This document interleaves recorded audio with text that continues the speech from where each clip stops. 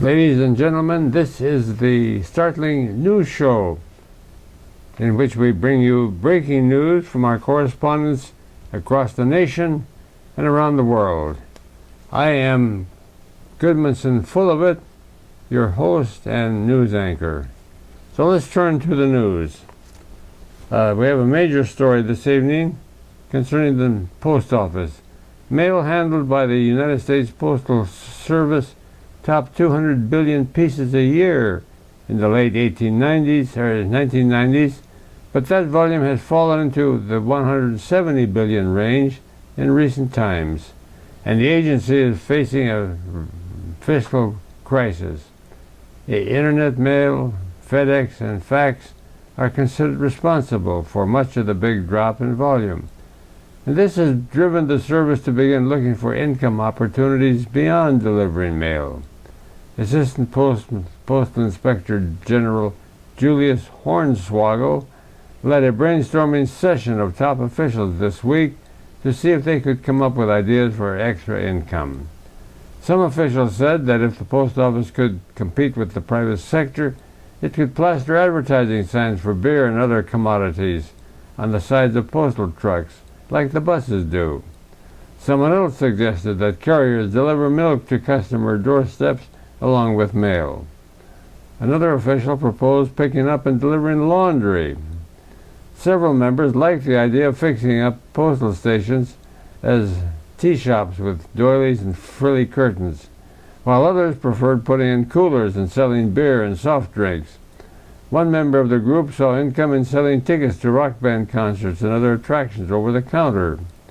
The idea that drew the most applause, however, was that of Homer Birdwhistle, who said the post office could clean up in summertime by putting tinkly bells on mail trucks, playing nursery tunes, and selling ice cream to kiddies along each mail route.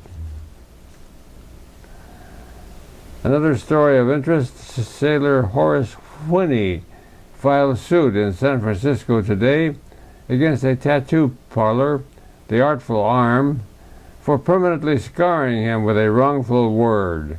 He told officials that he ordered the words "My Sweet Pea, Sue" tattooed across his chest as a lifelong tribute to his girlfriend, Sue Snodderly.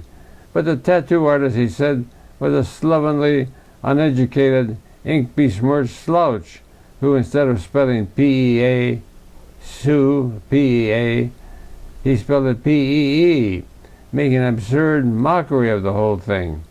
How am I going to explain sweet pea, Sue, to her?